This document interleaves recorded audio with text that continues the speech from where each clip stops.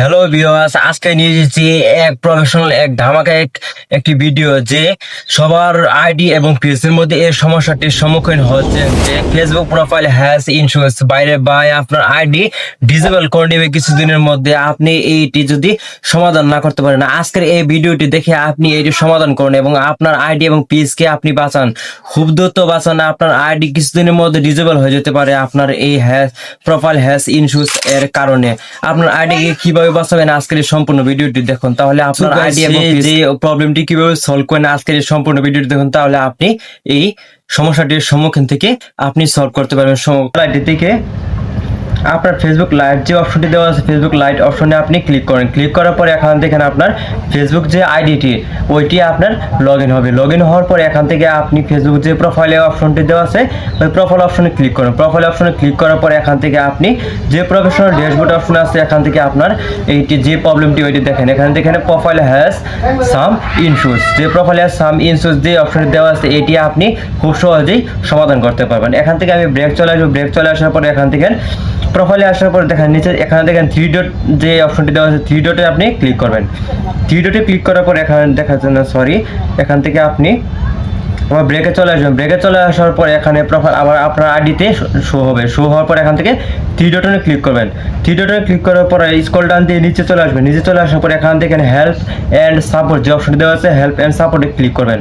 Help and সাপোর্টে click করার পরে নিচে স্ক্রল ডাউন দিয়ে নিচে চলে আসার পর এখান থেকে রিপোর্ট এ প্রবলেম যে অপশনটি দেওয়া আছে রিপোর্ট এ প্রবলেম নিয়ে আপনি ক্লিক করবেন।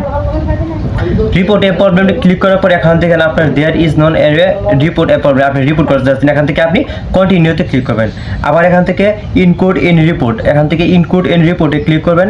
ক্লিক করার পর এখান থেকে আপনি অনেকগুলো অপশন শো করবে। শো করার পর এখান থেকে আপনার যদি ফেসবুক পেজে যদি সমস্যা হয় তাহলে আপনি এখান থেকে পেজটি সিলেক্ট করবেন।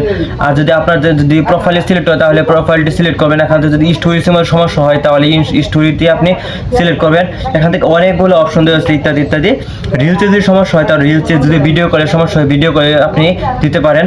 এখান থেকে আমার প্রোফাইল যখন সমস্যা হয়েছে প্রোফাইলের মধ্যে আমি ক্লিক করব। প্রোফাইলটা অপশনটি ক্লিক করার পরে আপনি এখান থেকে আপনার যে সমস্যাটা হয়েছে ওখান থেকে আপনি একটা স্ক্রিনশট নিতে হবে।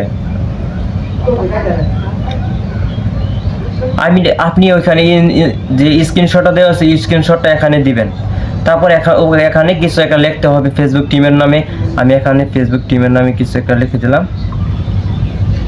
আমার এখানে কপি পেস্টটি দেওয়া আছে। কপি পেস্টটি আপনি কোথা থেকে আনবেন এবং আপনার যদি কপি পেস্টটি না থাকে তাহলে আপনি কপি পেস্টটি আমার টেলিগ্রাম চ্যানেল থেকে নিয়ে আসবেন।